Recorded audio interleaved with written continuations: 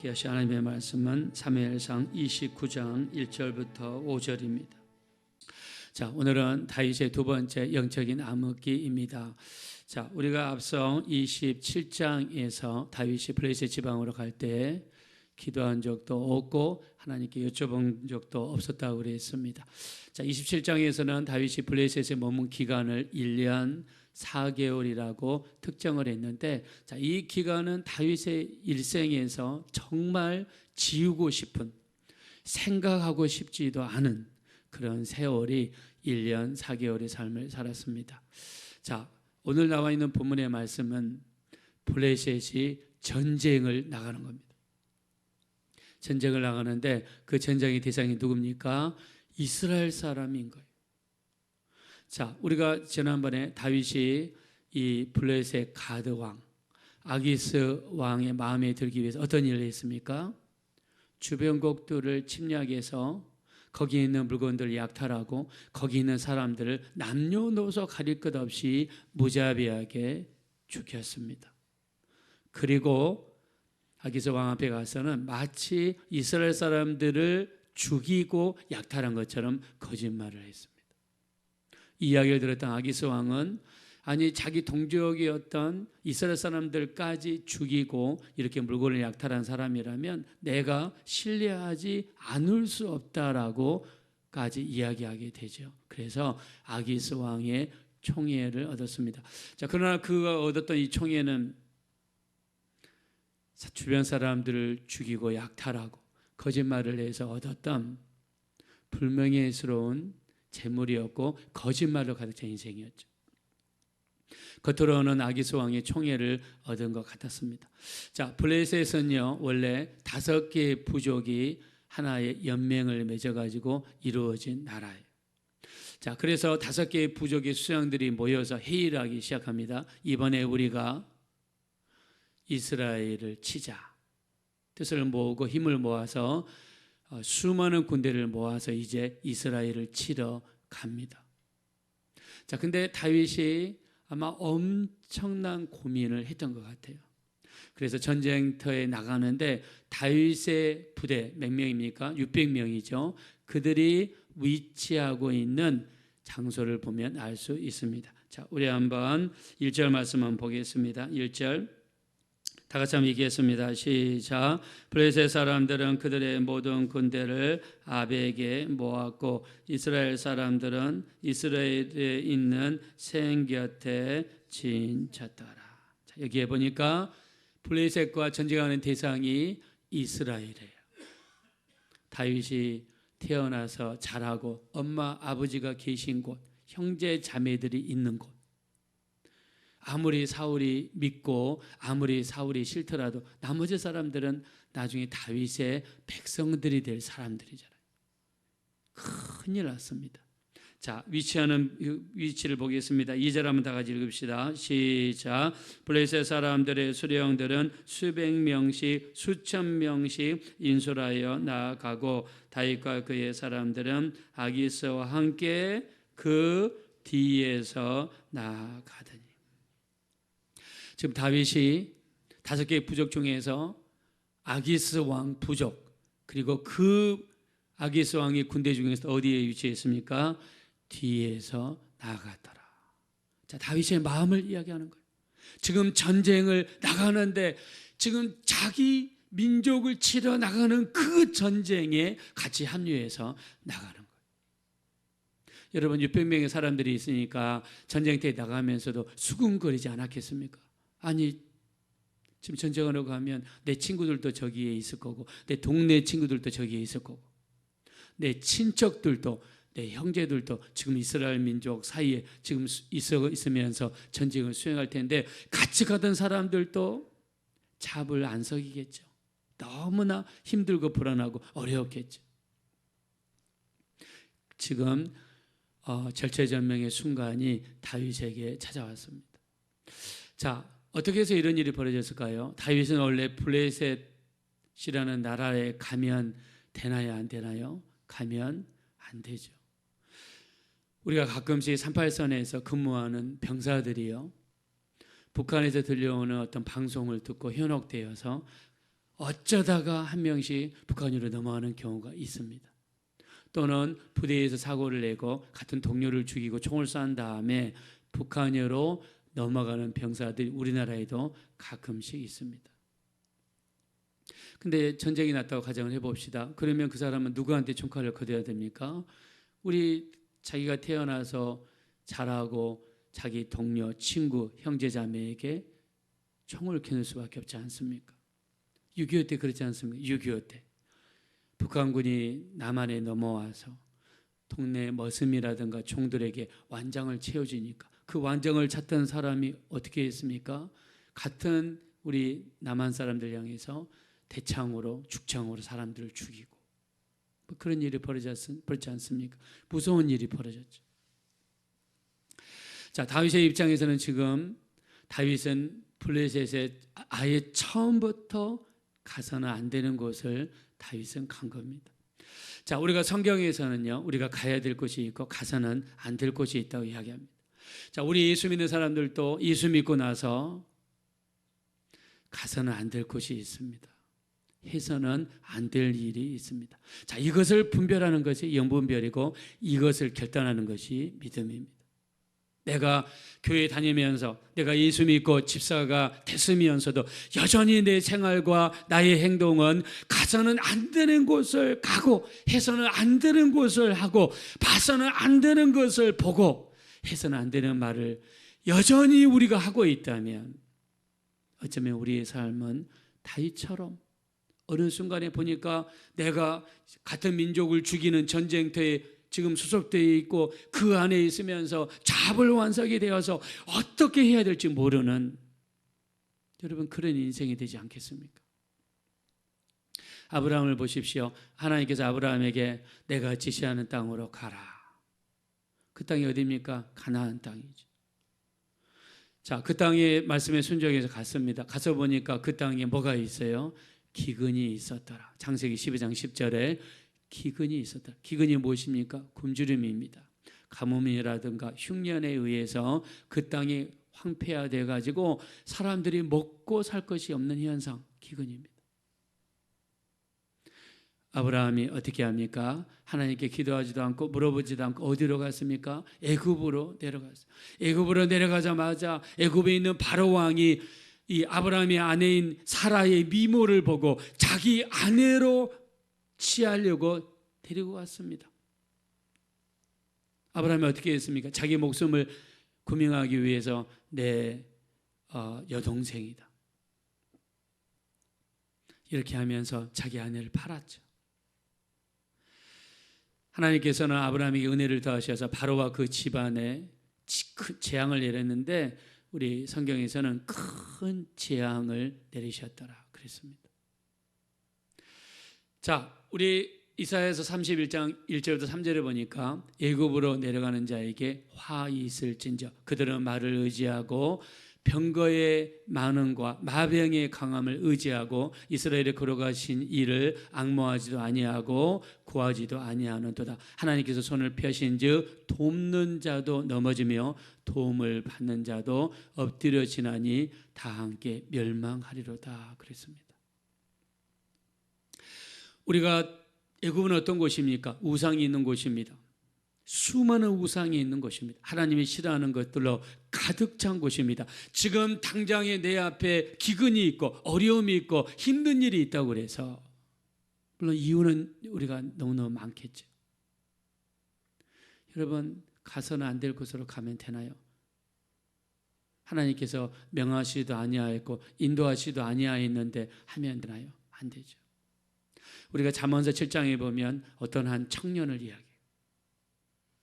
그 청년은 혈기가 왕성해서 자기 속에 일어나고 있는 육신의 정욕을 지체하지 못해서 어색한 골목에 들어가 몸을 파는 여자와 이야기하더니 그 여자가 이끄는 대로 그 여자의 침대로 들어갑니다.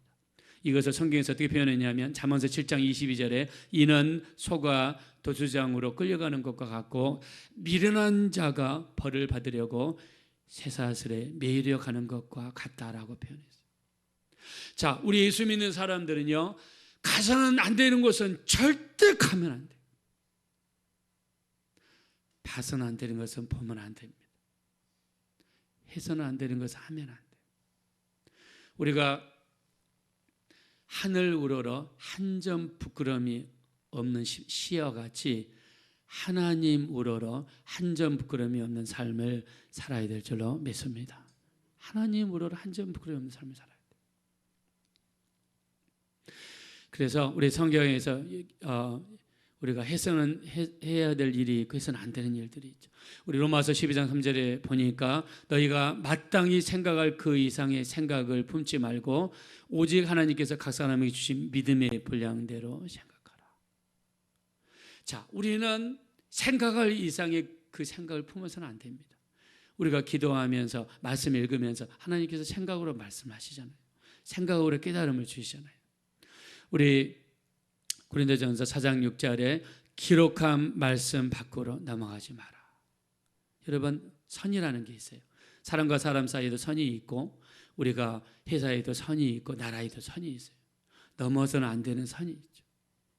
이번에 대통령도 보십시오. 넘어서는 안 되는 선을 넘으니까 나라가 이렇게 어렵잖아요. 기록한 말씀 밖에 넘어가지 말아라. 기록한 말씀 밖에 넘어가면 안 돼요. 또 우리 고린도전서 10장 12절에도 뭐라고 했습니까? 선줄로 생각한즉 넘어질까 조심하라. 우리가 다 섰다고 생각할 그때 어떻게 됩니까? 넘어질까 조심하라. 그래서 우리 믿는 사람들 해서는 안 되는 몇 가지 일이 있습니다. 우리 로마서 13장 13절에 보니까 낮에와 같이 단정히 행하고 방탕하지 말고 술 취하지 말고 음란하지 말고 호색하지 말고 다툼과 시기하지 말라 그랬습니다. 우리가 이 땅에 살면서 해서는 안 되는 일이 있어요. 또 우리 에베소서 5장 11절입니다. 너희는 열매 없는 어두움의 일에 참여하지 말고 도리어 책망하라. 열매 없는 어두움 일에 참여하지 말라는 거예요. 자, 다윗과 마찬가지입니다. 다윗과 이스라엘과 블레셋은 역사상 원수입니다. 원수. 거기에 들어가서 그 사람들의 호의를 얻고 그 사람들의 은혜를 입으면 뭔가를 해야 되는데 그것이 어디입니까? 바로 같은 동족과 민족을 향한 총끝, 칼끝밖에 없다는 것입니다. 자, 지금 다윗은요 이러지도 못하고 저러지도 못하는 거예요. 지금까지 아기스 왕의 호의를 얻어가지고 잘 먹고 잘 살고 농사도 잘 짓고 떵떵거리며 살았어요. 근데 이제는 전쟁터에 나가야 되는데 지금 이스라엘 민족을 공격을 해야 된단 말입니다. 여러분 얼마나 무섭습니까? 자, 근데 이 전쟁터에서 정말 도살장으로 끌려가는 건 끌려가는데 하나님께서 놀라운 반전을 일으킵니다. 자, 아까 말씀드렸죠.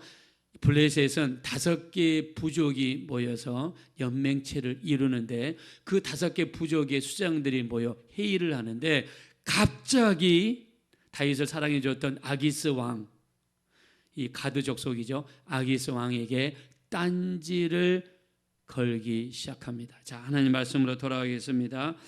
우리 한번 3절 보겠습니다. 3절. 우리 4절 보겠습니다. 기니까 4절만 읽겠습니다. 시작. 블레셋 사람의 방백들이 그에게 노한지라. 블레셋 방백들이 그에게 이르되 이 사람을 돌려 보내어 왕이 그에게 정하신 그 처소로 가게 하소서. 그는 우리와 함께 싸움에 내려가지 못하리니 그가 전장에서 우리의 대적이 될까 하나이다. 그가 무엇으로 그 주와 다시 화합하리까? 이 사람들의 머리로 하지 아니하겠나이까? 아멘. 자, 5개 부족의 이 부족들의 수장 중에서 4명의 부족장들이 이야기를 하는 거예요. 다윗이 전쟁터에서 우리의 대적이 될까 두렵다는 거예요. 여러분, 이 다른 부족 사람들에게 이 마음을 주시고 이 생각을 들게 하신 분이 누구실까요? 저는 하나님이시라고 믿습니다.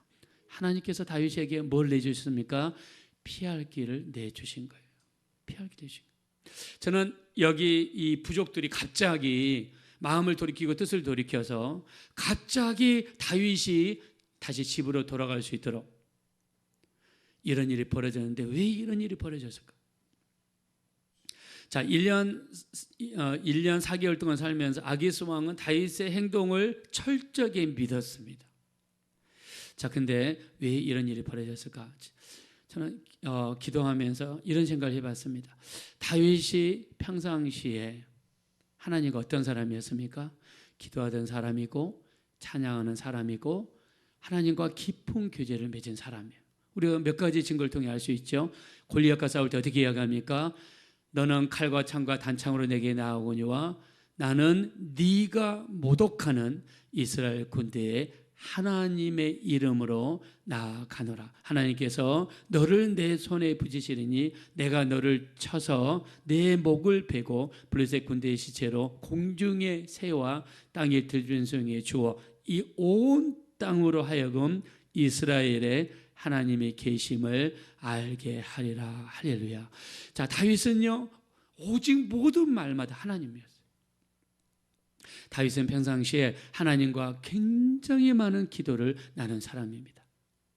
자, 우리가 평상시에 기도를 많이 해놓으면요, 그 기도가 쌓이고 쌓여 있다가 언제 역사가 일어나냐면 내가 굉장히 힘들고 위험한 그때에 하나님께서 우리 기도를 듣고 계셨다가 위험한 그 시간에 응답으로서 하나님이 인도해 주시는 줄로 믿습니다.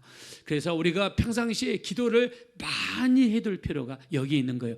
우리가 평상시에 기도를 많이 해놓고 평상시에 기도를 많이 쌓아두면 그 기도가 쌓여 있다가 우리가 힘들고 가장 어렵고 위험한 그때에 하나님께서 그 기도를 들으셨다가 그 위험한 순간에 우리를 도와주시는 줄로 믿습니다.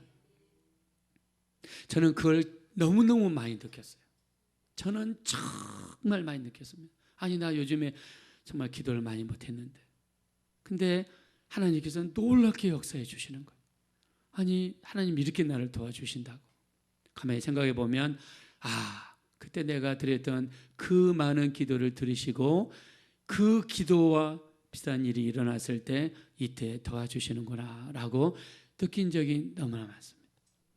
한번 유튜브에서 어떤 목사님의 간증을 듣는데요, 그 목사님이 이렇게 그 오랫동안 목회를 하시다가 이런 간증을 하시더라고요. 여러분, 평상시에 기도를 많이 해두면 하늘나라에 있는 여러분의 계좌에 다 입금이 돼서 쌓이게 됩니다. 그러다가 여러분이 가장 위급한 순간에 하나님이 그 통장에 쌓여있던 그 기도를 쓸 수 있도록 하나님이 은혜를 베풀어 주실 것입니다 라고 설교를 하시더라고요. 전 너무 마음에 공감이 됐습니다. 자, 다윗을 보십시오. 다윗의 지금 1년 4개월 동안의 상태는 영 상태가 아닙니다. 자, 그러나 왜 하나님께서 다윗이 지금 전쟁터에 나가는데 피할 수 있는 길을 하나님이 열어주셨단 말입니다. 왜 그랬을까요? 평상시에 그 전에 다윗이 한없이 쌓아두었던 그 기도를 통해서 다윗이 위급할 때 하나님께서 길을 열어주신 것이라고 믿습니다. 그래서 우리가 평상시에 기도를 많이 쌓아두십시오. 자식들을 위해서도 기도 많이 해주시고, 우리 창세기 19장 29절에 보니까 하나님께서 이 소돔과 고모라 성을 엎으실 때에 아브라함을 생각하사 롯을 그 엎으시는 중에서 내보내셨더라. 자, 롯은 기도하지 않는 사람입니다. 소돔과 고모라 성에서 즐기고 있는 사람입니다. 근데 롯을 그 가운데서 끄집어낸 것은 누구의 기도 때문이냐? 아브라함이 하나님께 쌓아놓았던 그 기도 때문에 롯을 구해 주셨다는 것입니다. 우리를 위한 기도, 내 자신을 위한 기도가 많이 쌓으면 쌓을수록 여러분의 자녀들을 위하여, 가정을 위하여, 우리나라 민족을 위해서, 한국교회를 위하여 기도를 많이 쌓아두면 쌓아둘수록 하나님께서는 언젠가는 우리 그 쌓은 기도를 통해서 큰 역사를 이루어 주실 줄로 믿습니다. 기도를 많이 쌓을 수 있는 복된 성도님들 되어지시기를 예수님의 이름으로 축원합니다. 이 시간 기도하실 때 정말 우리에게 기도의 능력 주십시오. 우리를 위하여, 우리 가정을 위하여, 자손들을 위해서, 우리가 하는 일들을 위해서, 나라 민족을 위해, 우리 한국교회를 위해 평상시에 기도를 많이 쌓아두게 도와주십시오. 쌓이고 쌓인 기도가 언젠가는 우리 어떤 위기 순간에 하나님께서 응답해 주실 것입니다. 우리에게 기도 주시고 능력 주시고 우리 주님과 깊은 영적인 교제가 평상시에 수도 없이 많은 시간 이루어질 수 있도록 도와달라고 우리 합심으로 간절히 기도하겠습니다. 허락하시고 아버지 하나님, 진심으로 감사합니다. 우리 하나님, 우리는 부족하고 연약합니다. 우리는 넘어지고 쓰러지기 쉽습니다. 그러나 우리가 평상시 하나님께 드렸던 그 기도가 위기 순간이 되면 하나님께서는 그 기도를 통해서 반드시 이루어 주시리라 믿습니다. 우리 하나님, 우리가 평상시에 수많은 기도를 쌓기를 원합니다.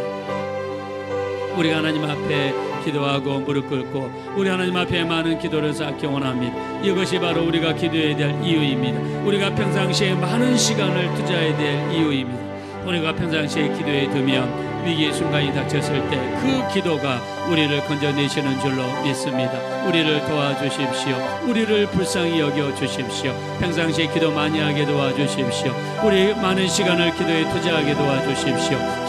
기도하게 도와주십시오. 그래서 우리 그 기도가 우리 하나님 언젠가는 빛을 보게 도와주십시오. 우리 그 기도가 역사하는 것을 눈여겨 보며 귀로 듣게 하여 주십시오. 우리 하나님 도와주시옵소서.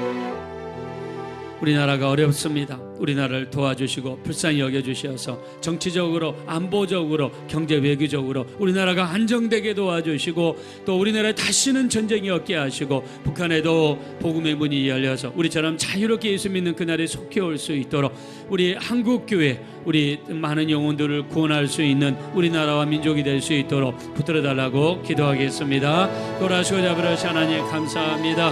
우리나라를 불쌍히 여겨주십시오. 우리나라가 또 심히 불안정하고 어렵습니다. 정치적으로, 안보적으로, 경제 외교적으로 우리나라가 안정되게 도와주십시오. 이 나라의 민족을 불쌍히 여겨주십시오. 긍휼히 여겨주십시오. 우리 하나님 이 나라를 불쌍히 여겨주세요. 다시는 전쟁이 없게 도와주시고 남북한이 평화적으로 자유민주주의 자유시장경제로 통일이 이루어질 수 있도록 이 나라를 지켜주십시오.